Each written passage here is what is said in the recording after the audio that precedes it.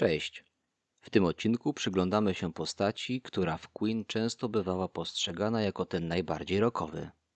Perkusista, wokalista, autor tekstów, producent, czasem prowokator. Roger Taylor. Jego styl nie był przypadkiem. Wyrósł z konkretnych fascynacji, ale też z wyraźnych antypatii. I to właśnie napięcie między tym, co kochał, a tym, czego nie znosił, ukształtowało jego brzmienie. Pałeczki, głos i agresja. Świat według Rogera Taylora z Queen. Roger wielokrotnie podkreślał, że uformował się na przełomie lat 60. i 70. To był moment, kiedy perkusista przestawał być tylko sekcją rytmiczną, a zaczynał być współtwórcą dramaturgii utworu. W 1968 roku student astrofizyki Brian May wywiesił notatkę na tablicy ogłoszeń uczelni Imperial College, szukając perkusisty w typie Mitcha Mitchella, Ginger Bakera. Na ogłoszenie odpowiedział Roger Taylor i tak powstało trio Smile, które poprzedziło Queen. Czy Roger spełnił te oczekiwania? Sprawdźmy. Mitch Mitchell, The Jimi Hendrix Experience. To jego główny wzorzec. Fascynowała go jazzowa płynność Mitchella, jego swoboda i to, że nie grał pod riff, tylko wokół riffu. Roger przejął tę koncepcję. Perkusja jako instrument dialogujący z gitarą. W Queen słychać to w utworach takich jak Liar. Partie nie są schematyczne, są reaktywne. Według Rogera niektóre z jego utworów na pierwszym albumie Hendrixa, Are You Experienced, są po prostu wzniosłe, absolutnie górują nad wszystkim. To połączenie techniki jazzowej i wspaniałych riffów. John Bonham, Led Zeppelin. Bonham był dla Taylora definicją ciężaru. W wywiadzie dla BBC z 1993 roku wspomniał, że utwór When the Leaf Breaks to archetyp ciężkiego brzmienia bębnów, którego nikt nigdy nie przebił. Cenił u niego potężną stopę, bass drum i niesamowite wyczucie, feel. W latach 80. ten wpływ przełoży się na stadionową monumentalność. Keith Moon, The Who. Moon pokazał mu, że perkusista może być centralną postacią widowiska. Ekspresja, maniakalność, teatralność. Taylor nie był aż tak destrukcyjny scenicznie, ale przejął ideę perkusji jako elementu spektaklu. W latach 70. Roger często dodawał na koncertach do swojej gry showmeństwo w postaci peruki na głowie, wylewania piwa czy wody na naciąg werbla, czy demolkę zestawu pod koniec koncertu. Ginger Baker, Cream. Technika i duże zestawy. Baker utwierdził go w przekonaniu, że rozbudowany zestaw to pole do ekspresji, a nie przesada. Potwierdzeniem tego były zestawy perkusyjne Rogera, w szczególności w latach 70. Buddy Rich. Pod względem samej techniki najlepszy, jakiego Taylor kiedykolwiek widział na żywo. Ceniony za niesamowitą kontrolę nad bębnem i pałeczkami. Współcześni muzycy, którzy są jego osobistymi faworytami, to Taylor Hawkins i Dave Grohl. Twierdził, że mieć ich obu w jednym zespole to coś niesamowitego. Kiedy grają razem, to jak dynamit. Dave jest genialny, a Taylor jest jak ognista burza. Ta dwójka gra fenomenalnie. Roger miał okazję występować z nimi na jednej scenie, a w 2022 roku wystąpił na koncercie w hołdzie zmarłemu Hawkinsowi. Hawkins był mentorem zaś dla Rufusa Taylora, syna Rogera, perkusisty zespołu The Darkness. Inspiracje spoza samej perkusji. Elvis Presley. Pierwszy impuls do fascynacji rock'n'rollem. Roger słuchał również Doris Day czy Billie Holiday. Wspomina, że styl gry wczesnych perkusistów jazzowych, takich jak Richard Namm, Gene Krupa czy Joe Morello, był dla niego fantastyczny, a także inspiracja innymi brytyjskimi zespołami w postaci The Yardbirds czy The Shadows. Bob Dylan. Wpływ tekstowy, szczególnie pod kątem przekazu. Odnajdujemy go w solowych kompozycjach Rogera, np. Dear Mr. Murdoch z 1994 roku, czy coverze Masters of War z albumu Strange Frontier z 1984. John Lennon, idol osobisty. Podziwiał go nie tylko muzycznie, ale za autentyczność i stąpanie po ziemi. To ważne, bo Taylor zawsze cenił wiarygodność ponad modę. oddał hołd Lennonowi, nagrywając swoją wersję Working Class Hero z albumu Electric Fire z 1998 roku. A czego Roger Taylor nie lubił? Bywał bezpośredni w wyrażaniu swoich poglądów. Brzydził się większością rzeczy w radiu, szczególnie stylem zespołu The Stylistics, który uważał za anemiczny i nudny. Ich zaś lubił John Deacon. Roger wprost stwierdził, że nie znosi twórczości Barry'ego White'a. Cytując: nie umie śpiewać, nie umie pisać, nie umie aranżować.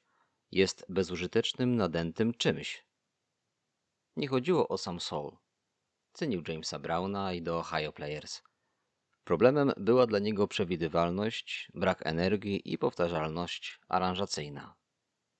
W samochodzie słuchał niemal wyłącznie muzyki klasycznej, co pokazuje, że cenił strukturę, harmonię i kompozycyjną architekturę. Styl gry. Lata 70. Nadmiar jako estetyka. Wczesne lata to fascynacja dużymi zestawami, w tym słynne gongi i kotły symfoniczne. Jego technika opierała się na szybkich przejściach i gęstym graniu, co słychać w utworach takich jak Liar czy Keep Yourself Alive. Często stosował otwarty hi-hat na akcenty, co stało się jego znakiem rozpoznawczym. Rimshot jako podpis. W wywiadach Roger często wyjaśniał swoją technikę rimshotu, czyli uderzania jednocześnie w naciąg i krawędź werbla.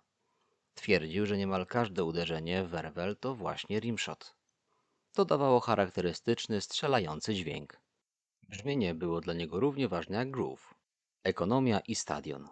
W latach 80. styl stał się oszczędniejszy. Roger postawił na potężny backbeat, idealny pod klaskanie na stadionach, np. Radio Gaga, We Will Rock You. Strojenie. Był jednym z pierwszych, którzy stroili bębny pod tonację utworu. To podejście bardziej kompozytorskie niż czysto perkusyjne. Brian May wspominał, że Roger był pierwszym perkusistą, jakiego znał, który faktycznie stroił bębny jak instrumenty. W czasie nagrań z Queen często nagrywał partie perkusji bez klików, bazując na wewnętrznym rytmie i wyczuciu utworu, co wymaga wysokiej precyzji i poczucia struktury. Elektronika i zmiana podejścia. Pod koniec lat 70. Roger zaczął używać Pollard Syndrome, jednego z pierwszych komercyjnych zestawów elektronicznych. Taylor wspomniał, że Syndrome dawało mu możliwość uzyskania dźwięków, których zwykły bęben po prostu nie potrafi wydać. Przyznał, że początkowo maszyny takie jak Lin LM1 fascynowały go, bo pozwalały na nieludzką precyzję. W wywiadzie z 1982 roku wspominał, że używanie automatu zmienia sposób, w jaki myśli się o rytmie. Zamiast grać fizycznie, zaczynasz projektować strukturę utworu. Jednocześnie krytykował album Hot Space za brak ciężaru. To pokazuje, że mimo otwartości na technologię, jego serce zawsze było po stronie rockowej mocy. Choć używał elektroniki, zawsze podkreślał, że na płytach Queen musi pojawić się jego żywy werbel lub talerze, aby uczłowieczyć brzmienie. Radio Gaga, automat Lin tworzy szkielet, ale to Roger doładował go potężnym, żywym uderzeniem w studiu. Taylor zauważył, że perkusja elektroniczna, późniejsze zestawy Simonsa czy pady, często brzmi płasko. Twierdził, że w elektronice brakuje mu dynamiki, którą daje uderzenie w drewno i naturalny rezonans powietrza w korpusie bębna. Roger podkreślał, że choć Syndrome są świetne do efektów, nic nie zastąpi potęgi akustycznego zestawu Ludwiga na stadionie. Elektronika była dla niego rozszerzeniem palety barw, a nie nowym kierunkiem. Perkusista jako muzyk totalny. W latach 80. zaczął mówić wprost: nie jestem tylko perkusistą, co odzwierciedlała jego pozycja w projekcie The Cross, jako wokalistę i gitarzystę. Grał na gitarze, basie, klawiszach. Śpiewał. Partie projektował pod kątem harmonii wokalnej, a śpiewanie podczas gry było dla niego naturalne. Nauczył się tego z konieczności, gdy z jego szkolnego zespołu The Reaction odszedł wokalista. W jednym z wczesnych wywiadów z 1975 roku Taylor przyznawał, że zawsze był gitarzystą w sercu i to gitarowe myślenie wpływa również na jego grę perkusją. Często traktuje rytmiczne partie jak piosenkę lub riff, a nie tylko beat. To tłumaczy, dlaczego jego partie są piosenkowe.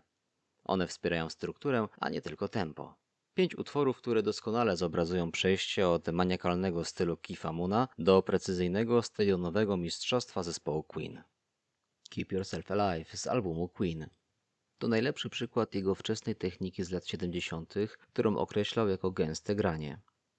Słynne przejścia perkusyjne, mnóstwo talerzy i co najważniejsze, solo perkusyjne z użyciem efektu phaser dobrze pokazuje jego eksperymentalne podejście do brzmienia od samego początku. Father to Son z albumu Queen 2 idealnie obrazuje inspirację Johnem Bonhamem i potęgę ciężkiej stopy. Roger gra tu z ogromną siłą, a brzmienie bębnów jest przestrzenne i monumentalne. To również świetny przykład jego współpracy z Brianem Mayem przy budowaniu ściany dźwięku. In Only 7 Days albo Jealousy z albumu Jazz. Ilustracja Rogera jako muzyka totalnego i mistrza strojenia instrumentów. W tych utworach i ogólnie w spokojniejszych momentach albumu Jazz słychać jak Roger precyzyjnie stroi bębny do tonacji utworu, by nie zakłócać melodii fortepianu i harmonii wokalnych. I'm in love with my car z albumu A Night at the Opera. To wizytówka Rogera. Łączy w sobie niemal wszystkie cechy: śpiewanie podczas gry, agresywny styl i rockową pasję. Słychać jego charakterystyczną chrypkę, inspirowaną m.in. Dylanem i Lennonem oraz ciężkie, walcujące tempo, które sam skomponował. Ta piosenka o, w cudzysłowie, maszynie oddaje jego zamiłowanie do motoryzacji. Radio Gaga z albumu The Works. Przykład ewolucji w stronę stadionowego brzmienia i akceptacji nowoczesnych technologii, gdzie słychać automat perkusyjny Lin. Choć fundamentem jest właśnie ten automat, Roger nałożył na niego żywą perkusję z potężnym, czystym rimshotem na werblu. To utwór, który zdefiniował jego grę w latach 80., oszczędną, ale niesamowicie skuteczną w porywaniu tłumów. Historia Rogera Taylora to opowieść o muzyku, który nigdy nie chciał być tylko tłem. Łączył technikę z energią, rockową brutalność z jazzową swobodą i nowoczesną technologię z organicznym brzmieniem. Dzięki temu jego gra nie tylko napędzała Queen, ona współtworzyła ich tożsamość. Jeśli ten odcinek pozwolił Ci usłyszeć perkusyjne partie Rogera Taylora na nowo, to prosimy daj znać o tym w komentarzu pod filmem, polub go oraz daj znać znajomym, że blog Absolutnie Queen można słuchać również w wersji audio i wideo. Dzięki za wspólnie spędzony czas i do usłyszenia w kolejnym materiale.